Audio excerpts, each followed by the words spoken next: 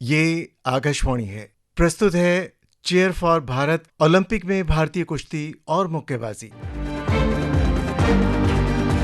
Cheer for Bharat. भारतीय खिलाड़ी पूरे दमखम के साथ पेरिस ओलंपिक में उतरने को बेताब हैं। वह अपनी तैयारी में लगातार जुटे हुए हैं। भारत की दृष्टि से ओलंपिक में कुछ ऐसे खेल हैं जिसमें मेडल की संभावना सबसे ज्यादा होती है। इनमें से दो खेल हैं कुश्ती और मुक्केबाजी, और उन पर ही हम आज चर्चा करेंगे। अतीत से वर्तमान तक के सफर पर आपको लेकर चलेंगे और जानेंगे इस बार कौन कौन से एथलीट पदक के प्रबल दावेदार हैं। पहले बात कुश्ती की करेंगे।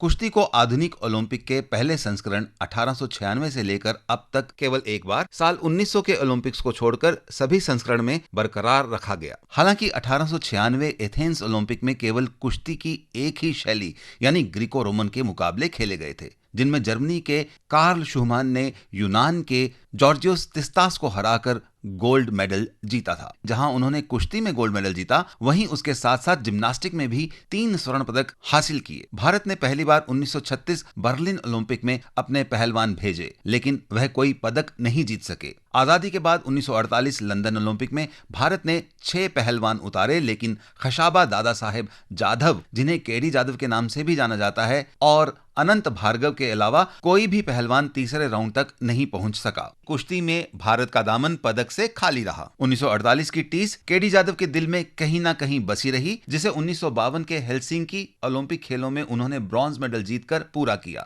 A bronze medal to India. यह पदक भारतीय कुश्ती इतिहास का ओलंपिक में पहला पदक था। केडी जाधव के सुपुत्र श्री रंजीत जाधव इतना बड़ा नाम हासिल करने के बावजूद और महाराष्ट्र पुलिस में एक डीवाईएसपी के ओहदे से रिटायर जो हुए, फिर भी वो एकदम जमीन पर रहने वाले इंसान थे। उन्होंने जो हासिल किया है वो काबिल तारीफ है, और उनके इस पराक्रम से उनका नाम भारत के क्रीड़ा इतिहास में अजरामर हो गया है। केडी जाधव ने यह पदक 57 किलोग्राम फ्री स्टाइल वर्ग में जीता था। 20वीं सदी में भारत का पहला और एकमात्र पदक रहा। उसके बाद भारत को कुश्ती में पदक के लिए एक लंबा इंतजार करना पड़ा। टोक्यो 1964 ओलंपिक में पहली बार भारत के पहलवानों ने ग्रीको रोमन शैली में भी भाग लिया, लेकिन कुछ खास नहीं कर पाए। 1952 से 2008 तक 56 साल के पदक के सूखे को बीजिंग ओलंपिक में सुशील कुमार ने खत्म किया। हालांकि सुशील ने एथेंस 2004 में पहली बार ओलंपिक में भाग लिया, लेकिन 60 किलोग्राम वर्ग के एलिमिनेशन राउंड में अपने दोनों मुकाबले हारकर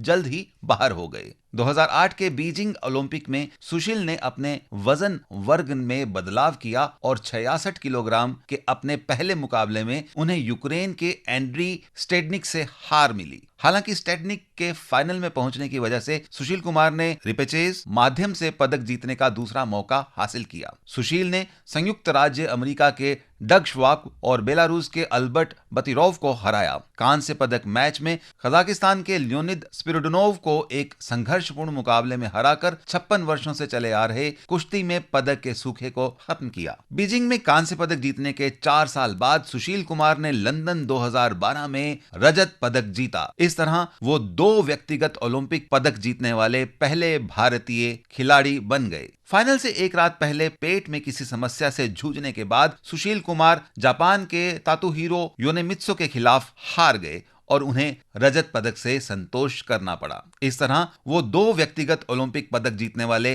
पहले भारतीय एथलीट बन गए। वहीं इसी ओलंपिक में योगेश्वर दत्त, जिन्होंने एथेंस 2004 में अपना ओलंपिक पदार्पण किया और बीजिंग 2008 के लिए भी टीम में जगह बनाई, बार बार मिल रही हार ने उन्हें लंदन 2012 में पदक जीतने के लिए और मजबूत बना दिया। योगेश्वर दत्त ने घुटने और पीठ की चोटों से जूझते हुए लंदन ओलंपिक के लिए जगह बनाई और फिर 16वें राउंड में विश्व चैंपियन बेसी कुदुकोव से हार गए। हालांकि कुदुकोव फाइनल में पहुंच गए, जिससे योगेश्वर दत्त को रिपेचेज राउंड के माध्यम से पदक जीतने का एक और मौका मिल गया। आंख में आई चोट के बावजूद योगेश्वर दत्त ने ओलंपिक कांस्य पदक जीतने और अपने आजीवन सपने को पूरा करने के लिए लगातार 3 मुकाबले जीते। And again, and that's it. 6 points. 6 points to nil.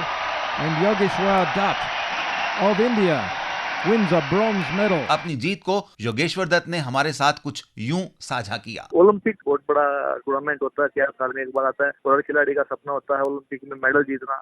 तो ऐसा ही मेरा ही सपना था। मैं देश के लिए 4 ओलंपिक खेला, 2012 के बाद 2016 में भी रियो ओलंपिक में मैंने खेला और वहाँ भी मैं मेडल से चुका। देखिए, जब लंदन ओलंपिक था तो वो मेरा तीसरा ओलंपिक था। उससे पहले एथेंस ओलंपिक 2004, बीजिंग ओलंपिक 2008 और फिर लंदन में जो मेरा सपना देखा था ओलंपिक मेडल जीतने बचपन में, वो लंदन ओलंपिक में जाके मेरा पूरा हुआ। बीजिंग में क्वार्टर फाइनल तक मैं पहुंचा था। मेडल की काफी उम्मीद मेरे को खुद भी थी और देशवासियों को मेरे से काफी उम्मीद थी, पर वहाँ पे मैं मेडल नहीं जीत पाया। लास्ट कुछ सेकंड पहले मैं मेडल की दौड़ से बाहर हुआ। पर जो मेरा सपना बचपन में मैंने देखा था, जो लंदन ओलंपिक 2012 हुआ, वहाँ पे ब्रॉन्ज मेडल जीता मैंने और जो मैंने मेहनत की थी, देशवासियों की इतनी ज्यादा उम्मीद थी, भगवान ने मेरी मेहनत का मेरे को फल दिया। 5 कुश्तियां मेरी वहाँ पे हुई और जो रिपेचिंग राउंड होते हैं ब्रॉन्ज मेडल के लिए, उसके लिए लगभग 1 घंटे के अंदर मैंने 3 कुश्तियां लड़ी थी। काफी मुश्किल भरा दौर था। तो यही है कि जो सपने आप बचपन में देखते हो, उसके लिए मेहनत करते हो, जो वो पूरे होते हैं तो बड़ा अच्छा और मन को एक संतुष्टि मिलती है। And Yogeshwar Dutt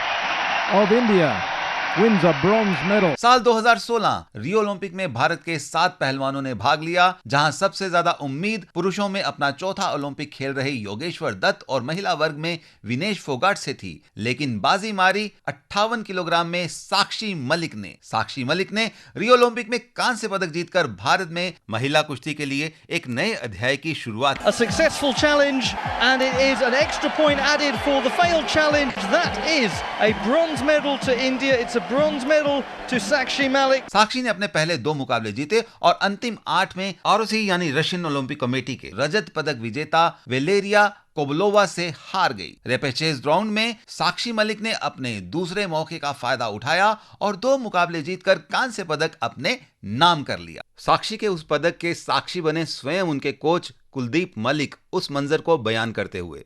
रियो के अंदर जो साक्षी मलिक का जो मेडल आया था, वो हमारे देश के लिए बहुत बड़ी बात थी और क्योंकि उससे पहले कोई मेडल नहीं आया था और ये सब आप लोगों की दवाओं से, भगवान की आशीर्वाद से ये मेडल आया और बच्चों की मेहनत रंग लेके आई और हमारी भारत की जो शान है वो आगे बढ़ी। 2020 टोक्यो ओलंपिक में भारत को लंदन ओलंपिक की तरह एक सिल्वर और एक ब्रॉन्ज समेत 2 मेडल मिले। रवि कुमार दाहिया ने पुरुषों की फ्री स्टाइल 57 किलोग्राम वर्ग में सिल्वर मेडल जीता। रवि ने टोक्यो में शानदार शुरुआत की। उन्होंने कोलंबिया के ऑस्कर टाइगरोस और बुल्गारिया के जॉर्जी बोंगलेव को तकनीकी श्रेष्ठता से हराकर सेमीफाइनल में प्रवेश किया और सेमीफाइनल में कजाकिस्तान के नूर इस्लाम सनायेव को रोमांचक मुकाबले में मात देकर खिताबी मैच में जगह बनाई, जहां 2 बार के world champion Russian Olympic committee के जोर उगवेव से हार गए और रजत पदक से संतोष करना पड़ा। रवि दैया अपनी जीत और पदक को याद करते हुए ये कहते हैं, टारगेट बनाया था कि देश के लिए शायद कुछ ऐसा करें कि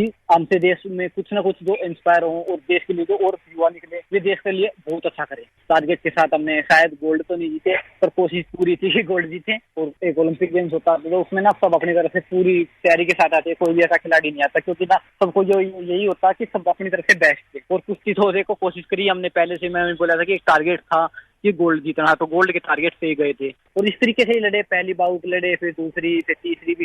तीसरी में काफी थोड़ा ऐसा, क्योंकि ना रेसलिंग में ऐसा होता है कई बार फंस जाता है, तो काफी गैप हो गया था। 9-2 का स्कोर था, वहाँ पे थोड़ा ऐसा लगा मन में, यार शायद कुछ ऐसा ना हो जाए कि मन की मन में ही ना रह जाए। तो फाइनल भी देखो, एक अच्छा रेसलर था वो, एक 2-3-4 बार का लगातार वर्ल्ड चैंपियन भी है, तो उसके साथ अच्छी बाउट थी और शायद वो हमसे ज्यादा डिजर्व करता था कि उसने गोल्ड जीता। दूसरा पदक 65 किलोग्राम फ्री स्टाइल में बजरंग पुनिया ने जीता। पुरुषों के 65 किलोग्राम वर्ग में दूसरी वरीयता प्राप्त बजरंग पुनिया ने राउंड ऑफ 16 में किर्गिस्तान के एर्नाजोर अकमातिलिव और क्वार्टर फाइनल में ईरान के मोर्टिजा गियासी को हराया। इसके बाद वह अजरबैजान के 3 बार के विश्व चैंपियन हाजी अलीयेव से हार गए। इस तरह उन्हें कांस्य पदक हासिल हुआ। अब जबकि 2024 पेरिस ओलंपिक करीब है, जिसके लिए भारत के 6 पहलवानों ने क्वालिफाई किया है, जिनमें 1 पुरुष और 5 महिला पहलवान शामिल हैं। ये सभी पहलवान फ्री स्टाइल वर्ग में मैट पर उतरेंगे। पुरुषों में जहां अमन सहरावत 57 किलोग्राम वजन वर्ग में मैट पर उतरेंगे, वहीं महिलाओं में 50 किलोग्राम वर्ग में अनुभवी पहलवान विनेश फोगाट के साथ 57 किलोग्राम में अंशु मलिक, 53 किलोग्राम वजन में अंतिम पंघाल, जबकि 68 किलोग्राम में निशा दाहिया और 76 किलोग्राम में रितिका हुड्डा मैट पर किस्मत आजमाएंगी। अपना दूसरा ओलंपिक खेलने जा रही अंशु मलिक अपनी तैयारी के बारे में बताते हुए कहती हैं, बहुत अच्छी तैयारियां चल रही हैं। जो गलतियां गलतियां कर रहे थे उन पे काम कर रहे हैं और होपफुली ओलंपिक में बहुत अच्छा करके आएंगे। पदक जीतने का कोई दबाव है या किसी तरह को कोई प्रेशर? मेरा दूसरा ओलंपिक है तो नर्वसनेस पहले से कम है। मेरे को पता है कि कैसा माहौल होता है, कैसा क्या एक्सपीरियंस है मेरे को वहाँ का पूरा। मेरे को ये पता है कि कैसे मेरे को डील करना है हर चीज से। बहुत कुछ सीखा है सर, बहुत कुछ चीजों का पता चला है। कुछ गलतियां कर रहे थे उन पे काम किया है और भी मेंटली भी काफी स्ट्रांग हुई हूँ पहले से और सब कुछ अच्छा होगा। टोक्यो से कितना अलग होगा पेरिस ओलंपिक? पूरा ही अलग होगा सर, क्योंकि टोक्यो में तो बहुत सारे रिस्ट्रिक्शंस थे, बहुत सारी चीजों का ध्यान रखना था, खुद को भी बचाना था और खेलना भी था। लेकिन यहाँ पे ऐसा कुछ नहीं है। यहाँ पे ऑडियंस भी होगी हमें सपोर्ट करने के लिए, हमारे सपोर्टर्स भी होंगे, तो बहुत अच्छा माहौल होगा और मजा आएगा। 76 किलोग्राम में ओलंपिक के लिए क्वालिफाई करने वाली रितिका हुड्डा के पहलवान बनने की कहानी बेहद ही दिलचस्प है। वो मैं मेरे भाई को पीटने से हुआ, क्योंकि मैं अपने घर में अपने भाई को ही पीटती थी। यही एक चारा था मेरे पास और किसी को मार नहीं सकती थी। रितिका अपनी तैयारी के बारे में बता रही हैं। मेरी तैयारी बहुत अच्छी चल रही है। जिस हिसाब से तैयारी हो रही है, गोल्ड की तैयारी हो रही है सर। मेरे को एक तो बहुत एक्साइटमेंट हो रही है कि मैं मैट पे जल्दी से जल्दी चढ़ूं, क्योंकि पूरा देश की नजर, क्योंकि सबसे लास्ट में तो कुश्ती ही है, देश की नजर कुश्ती पे ही रहेगी, तो मैं अपना बेस्ट दूंगी। और रितिका आजकल सपने में क्या देखती हैं, चलिए जानते हैं। मैं जहाँ तक जैसे मैं अपने आप से गैस करूँ तो मैं सोते टाइम यही देखती हूँ कि मैं फाइनल बाउट लड़ रही हूँ अपनी मेडल के लिए, गोल्ड के लिए। मैं हमेशा सपने में ये देखती हूँ, लेकिन सपने में देखना और गोल्ड लाना अलग है, पर मैं चाहूंगी मैं फर्स्ट पोजीशन पे खड़ी हूँ। अब सुनते हैं 68 किलोग्राम वर्ग में ओलंपिक के लिए क्वालिफाई करने वाली निशा दाहिया को। तैयारियां बिल्कुल बहुत अच्छे से चल रही है। अपने अपोनेंट को ध्यान में रख के और अपनी तैयारियों को ध्यान में रख के मैं अच्छे से ट्रेन कर रही हूँ। जैसे हमारे कोच है हमारे लिए प्लान बनाते हैं और बिल्कुल प्लान पे ध्यान है मेरा। निशा दाहिया तो ओलंपिक क्वालिफाई करने के बाद से घर भी नहीं गई हैं। जब से क्वालिफाई हुआ है तो मैंने ट्रेनिंग में ऐसा बिल्कुल भी स्किप नहीं किया है कि मैं घर भी नहीं गई हूँ। उसके बाद एक बार भी मैं डायरेक्ट ही ट्रेनिंग पे आ गई थी और मैं यहाँ बेंगलोर JSW में ट्रेनिंग कर रही हूँ। तो मैं जब भी से यहीं पे हूँ, ना मैंने कोई छुट्टी ली है ना ऐसा कुछ। मन में भी नहीं आता है कि अभी ऐसा है कि पूरे देश की उम्मीदें हैं हम पे, सब पे, कि खुद पे भी खुद की भी उम्मीदें हैं। तो उसके लिए ट्रेनिंग बहुत जरूरी है और कॉन्फिडेंस भी बहुत जरूरी है। तो उसी करके ये ट्रेनिंग और अच्छी से बढ़ाई है पहले से, ताकि ओलंपिक्स में अच्छा करें। और अब सुनते हैं टीम के कोच वीरेंद्र धाइया को। मैंने तो निसंदेह हिंदुस्तान की सबसे एक्सपीरियंस पहलवानों में उसका तीसरा ओलंपिक है। वो तो हमेशा दावेदार रही है, पहले ओलंपिक से भी कुछ न कुछ घटना, कुछ किस्मत का साथ ऐसा रहा। एक बार इंजरी होगी तो वो एक जुझारू प्लेयर है और उससे तो उम्मीद रहती है हिंदुस्तान में हर कोचेज को, पहलवानों को, कि वो जहाँ भी जाती है एक ओलंपिक छोड़ के हर मेडल उसके पास है। और अंतिम भी अभी जैसे अमन के बारे में बताया, अभी उसने 18+ किए हैं और जूनियर की पहलवान है, लेकिन वो पिछले सीनियर वर्ल्ड चैंपियनशिप में ब्रॉन्ज मेडल के साथ कोटा हासिल किया था। वो अपने आप को प्रूव कर चुकी है और वो भी मेडल की दावेदार है। अंशु ऑलरेडी 2021 के ओलंपिक में जो आज अंतिम जिस दौर पे है, उस टाइम बिल्कुल नवयुवक थी और अभी पिछले हंगरी में वर्ल्ड रैंकिंग टूर्नामेंट हुआ था, वहाँ पर अंशु ने, अंतिम ने और रितिका ने, तीनों ने सिल्वर मेडल लिया था और वहाँ 8-10 वर्ल्ड की बढ़िया रैंकिंग की पहलवान थी और अंशु ने तो वर्ल्ड नंबर 1 मालदोवा की लड़की थी निचिता, उसको हराया था। तो अंशु से भी बढ़िया परफॉर्मेंस की उम्मीद। निशा एक एक्सपीरियंस पहलवान है, उसने काफी लंबे समय के बाद कमबैक किया है। जुझारू पहलवान है, इंजर्ड ज्यादा रही, लेकिन उसके बाद भी उसने एशिया में जाके वर्ल्ड में उसने क्वालिफाई किया। ये बहुत उसकी हिम्मत की बात है, उससे भी बढ़िया उम्मीद है। और रितिका 76 kg, रितिका भी सेम है जैसे अंतिम और अमन है। ये भी 18+ लड़की है हमारी जूनियर की और अमन की तरह ये भी अंडर 23 की वर्ल्ड चैंपियन बनी है पिछले साल ही। इसका भी अभी वर्ल्ड रैंकिंग में जो 10-15 दिन पहले हंगरी में हुआ है, उसमें भी वर्ल्ड रैंकिंग टूर्नामेंट में इसका सिल्वर मेडल था। फाइनल में 1 पॉइंट से ये हारी है, जो लड़की ओलंपिक की मेडलिस्ट थी। रितिका से भी पूरी उम्मीद है। As a coach, as a guardian, मेरे को तो 5 लड़कियां और एक अमन में कोई ये नहीं लग रहा किसी भी कम है, लेकिन हम 3-4 मेडल पे ऊपर वाले ने, सब भगवान ने ठीक रखा, हम 2-3 मेडल जरूर ले आएंगे। पेरिस में भारतीय पहलवान कितने पदक जीत सकते हैं, ये सवाल हमने अर्जुन अवार्डी कोच कृपाशंकर बिश्नोई जी से किया। जो पदक 2 से 3 मेडल हम जीत सकते हैं। अमन सहरावत बहुत अच्छी फॉर्म में है और अंतिम पंघाल बिल्कुल, मुझे तो लगता है कि वो पदक जीतने जा रही है। अगर वो चोटिल ना हो, फिर अंशु भी है, विनेश फोगाट है, तो ये सभी पहलवान अच्छे स्तर के हैं। तो मुझे ऐसा लगता है कि सब कुछ अच्छा रहा और लक भी बहुत जरूरी होता है उस दिन के लिए, और अच्छा लक रहा तो निश्चित रूप से 2 से 3 पदक हम 6 पहलवानों में से निकालने में कामयाब रहेंगे। पेरिस ओलंपिक को लेकर कुश्ती कोच कुलदीप मलिक से हमने विशेष बातचीत की। मैं जहाँ तक नजरिया में कुश्ती लड़ने का जो नजरिया है इन बच्चों को मैं देख रहा हूँ, मैं किसी भी पहलवान को कमजोर नहीं आंक सकता, क्योंकि ये बच्चे इतने अच्छे तरीके से कुश्ती लड़ते हैं। विनेश है, इसका एक्सपीरियंस बहुत बड़ा काम आएगा, और अंशु मलिक का दूसरा ओलंपिक है, उसका भी एक्सपीरियंस काम आएगा। और ये दूसरे जो नए बच्चे ओलंपिक के लिए क्वालिफाई हुए हैं, ये बच्चे बहुत कुछ करने के लिए कारगर हैं। और अब की बार देखो, बड़े वजन के अंदर हमारी महिला पहलवान ने भी क्वालिफाई किया है। तो ऐसी सेम सिचुएशन, ऐसी सेम कंपटीशन अगर ये कुश्ती में जिस तरीके से पहले लड़ी है, ये परफॉर्मेंस ठीक ओलंपिक में हमारे बच्चों ने दी, तो अभी हम 6 के 6 मेडलों की दावेदारी करते हैं। और कुश्ती में 2-2 हाथ करने के बाद अब बात करते हैं मुक्केबाजी की।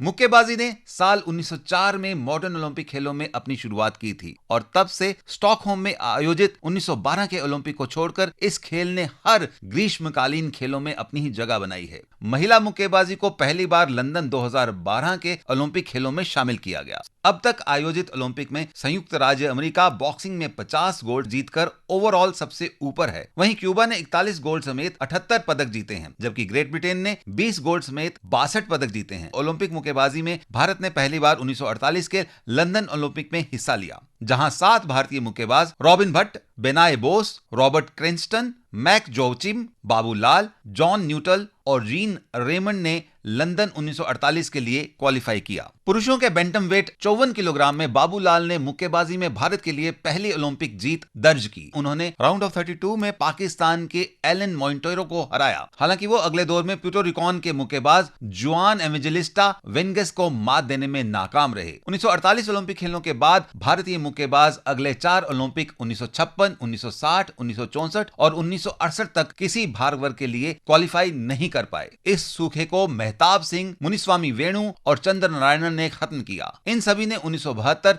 म्यूनिख ओलंपिक खेलों के लिए क्वालिफाई किया। तब से भारतीय मुक्केबाज प्रत्येक ओलंपिक खेलों का हिस्सा रहे हैं। ओलंपिक पदक जीतने वाले पहले भारतीय मुक्केबाज विजेंद्र सिंह थे, जिन्होंने 2008 बीजिंग ओलंपिक में पुरुषों के मिडल वेट 75 किलोग्राम वर्ग में कांस्य पदक जीता। विजेंद्र सिंह ने पहले 2 राउंड में गाम्बिया के बोडो जेक और थाईलैंड के अंग खान चोम्फुओंग की चुनौतियों का सामना करते हुए उन्हें शिकस्त दी। विजेंद्र सिंह क्वार्टर फाइनल में इक्वाडोर के कार्लस गोंगोरा को 9-4 से शिकस्त देते हुए भारत के लिए पदक सुनिश्चित किया। हालांकि विजेंद्र सिंह को क्यूबा के एमिलियो कोरिया के खिलाफ हार का सामना करना पड़ा। इस तरह इस मुक्केबाज को कांस्य पदक से ही संतोष करना पड़ा। 2008 से पहले मेरे को कोई नहीं जानता था कि ये लड़का कौन है। मैं वैसे ही हैंडसम था, वैसे ही स्मार्ट था अच्छा बॉक्सर भी था, लेकिन कोई नहीं जानता था कि विजेंद्र सिंह है कौन। लेकिन उस मेडल ने मेरे को पहचान दी, एक आवाज दी, और मैं अब भी कहते कि as a boxer Olympic medal जाना जाता हूँ। और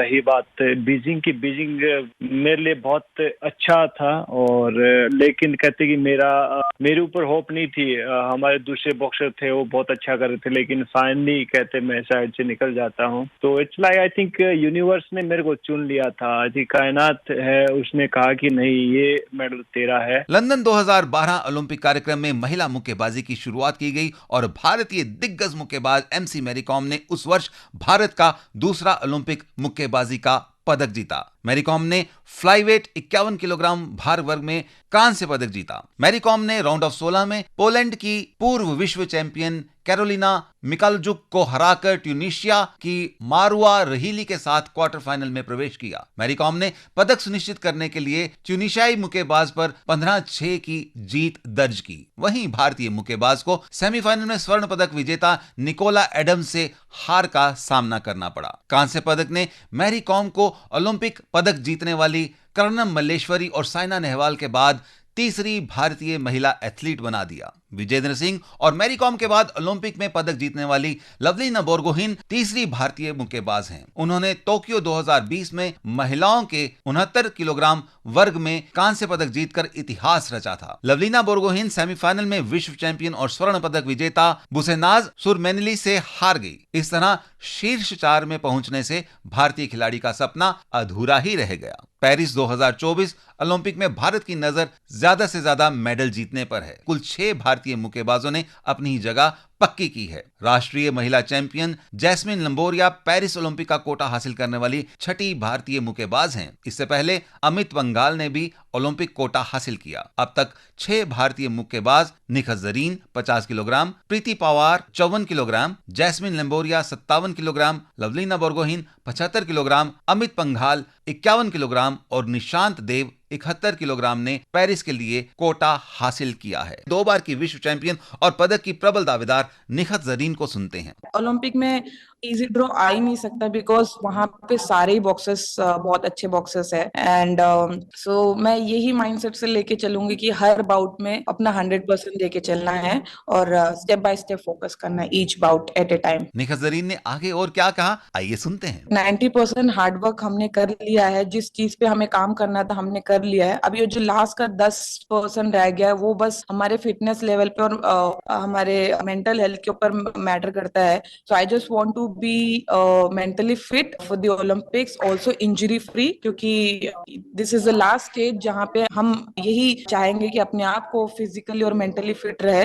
ओलंपिक के लिए बहुत पहले ही क्वालिफाई कर लेना कैसा रहा, इस पर निखत कहती हैं। इतने टाइम पहले मैं क्वालिफाई कर ली तो एक तरफ से एक जो स्ट्रेस होता है, जितना क्लोज हम ओलंपिक से पहले क्वालिफाई होंगे हमारे पास ज्यादा टाइम नहीं रहेगा प्रिपरेशन करने के लिए और हमें जिस चीज पे काम करना है उस चीज पे हमें उतना टाइम नहीं मिलेगा काम करने के लिए। तो वो सब चीजों से टाइम सेव हुआ है। तो उसके बाद में एशियन गेम्स के बाद जब मैं क्वालिफाई हुई थी तो हमारा एक कोचेस सब मिलके एक प्लान बनाया था कि पेरिस से पहले इतना कंपटीशन खेलना है और हमारा इतना एक्सपोजर मिलना है कि वो कंट्री में जाके इनको स्पारिंग करवानी है बॉक्सर्स के साथ। प्लान के अकॉर्डिंगली सब कुछ हुआ है। नेगेटिव चीज तो कुछ है नहीं ऐसे कि हम पहले क्वालिफाई कर लिए, ज्यादा तो मतलब फायदा ही हुआ है कि जितना जल्दी हमने क्वालिफाई किया उतना हमारे पास प्रिपरेशन के लिए ज्यादा टाइम मिल गया और बस अपना पूरा 100% देके पेरिस की तैयारी कर रहे हैं। और अब सुनते हैं निशांत देव को। निशांत से जब पूछा गया अपना पहला ओलंपिक खेलने वाले हैं, कोई प्रेशर या दबाव तो नहीं? प्रेशर अभी तो कोई प्रेशर नहीं है, बट जब लास्ट क्वालिफिकेशन था मेरे लिए उसमें मैं काफी कॉन्फिडेंस था क्योंकि मेरी ट्रेनिंग काफी अच्छी थी।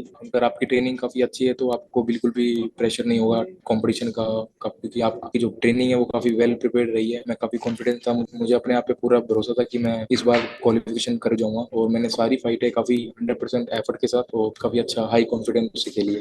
और मैं चाहूंगा कि जो मेरी कमियां हैं, जो मेरी फर्स्ट वर्ल्ड क्वालिफिकेशन में कमियां थी, जो मेरी इस सेकंड क्वालिफिकेशन में भी कमियां थी, जहां मुझे पंचेस लगे हैं थोड़े और कैसे लगे हैं जो नहीं लगने चाहिए थे, मेरे को उन चीजों पे और मेहनत करनी है। जैसे मैं काफी वेट लूज करता हूँ और वेट लूज करने के बाद काफी एंडोरेंस कम हो जाती है और थोड़ा फटीक होने लगती है। तो मैं अपने डाइट पे और ज्यादा ध्यान दूंगा ताकि वो जो थर्ड राउंड में फटीकनेस होती है, टायर्डनेस होती है, वो ना आए और थर्ड राउंड भी इजी खेल के जीत सकूं। आइए भारतीय मुक्केबाज दल के सबसे सीनियर मुक्केबाज अमित पंघाल को सुनते हैं। जो मैंने पीछे गलतियां की हैं उनको मैं बिल्कुल सुधारना चाहूंगा और पिछले ओलंपिक्स के एक्सपीरियंस के हिसाब से मैं यही बताना चाहूंगा कि जो हमारी कमियां रही हैं उस पर हम काम कर रहे हैं। जैसे कि मेरा थोड़ा इंडोरेंस, वेट काफी लूज करने के बाद इंडोरेंस की कमी रहती है, उसके ऊपर थोड़ा फोकस करूंगा और हमारा कॉम्बिनेशन पंचेस के ऊपर भी मैं थोड़ा फोकस करना चाहूंगा, जो कि मैं 1, 2 से लेकर 3 से 4 पंचेस का अभी मैं फॉलो करने की कोशिश कर रहा हूँ। उसके ऊपर मैं थोड़ा ज्यादा फोकस करूंगा। आत्मविश्वास से भरे अमित पंघाल को भरोसा है कि इस बार सब बेहतर ही होगा। बहुत सारा एक्सपीरियंस हमारे पास है, पिछले ओलंपिक्स का लगा लो या चाहे कॉमनवेल्थ गेम्स, एशियन गेम्स, हमारे पास काफी एक्सपीरियंस और जितने भी हमारे ओपोनेंट्स हैं हमें सबका गेम बेस पता है, सबको कैसे टैकल करना है, कैसे उनके सामने हमें खेलना है, हम सबका पता भी है और जिनका नहीं पता उनको हम देख के भी जाएंगे। तो इसमें थोड़ा हमारे लिए काफी ईजी रहेगा पहले से कि हमें कैसे किस ओपोनेंट के साथ खेलना है और कैसे जीतना है। और अब आगे बढ़ते हैं, सुनते हैं प्रीति पवार को। मुझे लग रहा है कि जो भी हम लोग ट्रेनिंग कर रहे हैं वो बहुत अच्छा रिजल्ट देंगे और मुझे ऐसा फील हो रहा है, मैं अपनी बॉडी में वो इम्प्रूवमेंट देख सकती हूँ पहले से। और जो भी ट्रेनिंग कोचेस या जो भी हम लोग को शेड्यूल दिया जाता है हम वो प्रॉपर फॉलो कर रहे हैं, तो मुझे लगता है हम अपना बेस्ट देंगे। हम लोग का ओलंपिक में इतना बड़े लेवल पे हम लोग इंडिया को रिप्रेजेंट करने वाले हैं, तो वो थोड़ा प्रेशर भी है, लेकिन उस प्रेशर को ओवरकम करने के लिए हम लोग जैसे मेडिटेशन करते हैं वो काफी हेल्पफुल रहता है। साइकोलॉजिस्ट है हम लोग के पास, वो हम लोग को बहुत अच्छे से ट्रेनिंग कराते हैं, मेंटली ट्रेन करते हैं हम लोग को। और प्रेशर तो हम लोग इंडिया को रिप्रेजेंट करने जा रहे हैं तो इतना प्रेशर तो रहेगा, बट बाउट में जैसे ही हम रिंग में जाते हैं तो प्रेशर हम सब भूल जाते हैं, सिर्फ ओपोनेंट हम लोग के सामने रहते हैं। एशियन गेम्स के बाद मेरा फोकस सिर्फ ओलंपिक्स पे ही था, और जितने मैंने टूर्नामेंट्स खेले वो ओलंपिक की प्रिपरेशन का ही एक पार्ट थे। तो मैंने स्ट्रेंजा भी खेला, उसमें मैं लूज कर गई, तो वहां से मैं जो कि ये सिर्फ एक ट्रेनिंग का पार्ट लिया मैंने उस कंपटीशन को एज ए ट्रेनिंग, क्योंकि मैं ओलंपिक के लिए प्रिपेयर कर रही हूँ, तो हार जीत चलती रहेगी, लेकिन मुझे वहां से कुछ सीखने को मिला जो मैं ओलंपिक में वो मिस्टेक्स रिपीट ना कर सकूं। फिर उसके बाद मैंने एशियन चैंपियनशिप में पार्टिसिपेट किया, वहां पे मैंने गोल्ड लिया, तो उससे भी मेरा कॉन्फिडेंस बहुत बिल्ड हुआ है और वहां से मैंने बहुत कुछ सीखा। तो अभी ये सब ओलंपिक के लिए प्रिपरेशन था हम लोग का। जैस्मीन को सुनते हैं अपने वजन के बारे में उनका क्या कहना है। मेरा वेट इजीली कट डाउन हो जाता है सर, मेरे को बढ़ाने में दिक्कत होती है। ये अच्छी चीज है सर मेरे वेट के लिए कि कट डाउन जल्दी हो जाता है, बढ़ाने में थोड़ी दिक्कत होती है मेरे को। विजेंद्र सिंह को पेरिस ओलंपिक में महिला मुक्केबाजों से कुछ ज्यादा ही उम्मीदें हैं, ऐसा क्यों वो खुद बता रहे हैं। कि मैं लड़कियों से ज्यादा उम्मीद करता हूं कि ये 100% मेडल लेके आएंगी, बिकॉज जो इनका पहले मैरी कॉम, फिर लवलीना, फिर दूसरी और थे आई थिंक निकी जरीन भी अच्छा कर रही है, उसके पास एक्सपीरियंस है और पिछली बार तो नहीं जा पाई थी, लेकिन आई होप कि इस बार वो मेडल के साथ वापस लौटेगी। मैं मानता हूं कि अमित पंघाल के पास बहुत सारा एक्सपीरियंस है, निखिल देव है जो अभी यंग लड़का है अभी, और मैं मानता हूं कि अगर वो पूरी एनर्जी के साथ फोकस होकर खेलेगा तो वो भी धमाल कर सकता है। लेकिन रही बात अमित की, अमित के पास बहुत सारा एक्सपीरियंस है, तो आई थिंक दोनों बात करके एक्सपीरियंस शेयर करेंगे तो बहुत बेहतरीन तरीके से वो खेल सकते हैं। अब सुनते हैं मुक्केबाजी कोच भास्कर भट्ट को। हमारे सभी मुक्केबाज बहुत ही अच्छी तैयारी के साथ इस बार ओलंपिक में जा रहे हैं। हमारे हालांकि पिछली बार से हमारे कम मुक्केबाज क्वालिफाई हैं, लेकिन सारे पदक के सशक्त दावेदार हैं। सभी हमारे 4 महिला मुक्केबाज और 2 पुरुष मुक्केबाजों ने अपनी जो तैयारी करी है वो पूरे ही ओलंपिक को देखकर हर अपोनेंट को अपने ध्यान में रखते हुए फिजिकल और मेंटल बहुत अच्छे हमारे पास कोचेज हैं, हमारे पास बहुत अच्छे psychologist, mental trainer, physiotherapist, doctor, पूरी टीम हमारी उनके साथ काम कर रही है। और इन सब चीजों को देखते हुए हम ये कह सकते हैं कि हमारे सभी मुक्केबाज पूरी तरह से इस ओलंपिक में पदक के लिए रिंग में उतरेंगे। देखिए, पदक की दौड़ में हमारे 6 के 6 मुक्केबाज हैं, इसमें कोई शक नहीं है, लेकिन होता क्या है कि कई बार परिस्थितियां हमारे खिलाड़ी के अनुकूल हैं, नहीं है, और उस दिन उसकी परफॉर्मेंस किस स्तर की रहती है। तो इन सब चीजों को देखते हुए हम कम से कम 2 पदक की हम दौड़ में हैं, और मैं कम से कम 2 पदक 4 पदक 2 से 4 पदक मुझे हम पूरा विश्वास है कि हमारे खिलाड़ी इस बार 2 से 4 पदक के बीच में लेके आएंगे। तो हर वेट कैटेगरी में बॉक्सर की अपनी अपनी काबिलियत होती है और अपने अपने तरह के अपोनेंट होते हैं, प्रतिद्वंदी होते हैं। तो अगर आप देखेंगे तो निखत जरीन अपने आज तक के बेस्ट परफॉर्म में खड़ी हैं, वो अपने उनका 2 बार की वर्ल्ड चैंपियन है, कॉमनवेल्थ गेम्स की गोल्ड है, तो पूरी तरह से वो तैयार हैं ओलंपिक के पदक के लिए। जिसमें हमारे पास 54 में आप देखेंगे तो प्रीति बहुत ही सशक्त दावेदार है अपने वेट में, सारे अपोनेंट के साथ वो खेल चुकी है और काफी अच्छी परफॉर्म चल रही है। अगर आप 57 में जास्मिन को देखेंगे तो 60 केजी से नीचे उतरकर उन्होंने अपना जो बेस्ट है, मुझे ऐसा लगता है कि वो 57 में उतरने के लिए इतने साल से वो 60 केजी में खेल रही थी, तो अपना वेट कम करके 57 में और बेहतरीन वो अपना गेम दिखा रही हैं। और 75 केजी में आप देखिए लवलीना लास्ट ओलंपिक की भी वो पदक विजेता हैं, और अपना वेट उन्होंने जिस तरह से ऊपर वेट में जाकर अपनी परफॉर्मेंस को मेंटेन किया है और पूरी तरह पदक की दावेदार हैं। किसी के बारे में ये नहीं कह सकते कि ये नंबर 1 है, अपने अपनी वेट कैटेगरी में 4 के 4 हमारे पदक के दावेदार हैं। इसमें से हमें तो उम्मीद है कि सभी खिलाड़ी हमारे पदक के साथ आएंगे।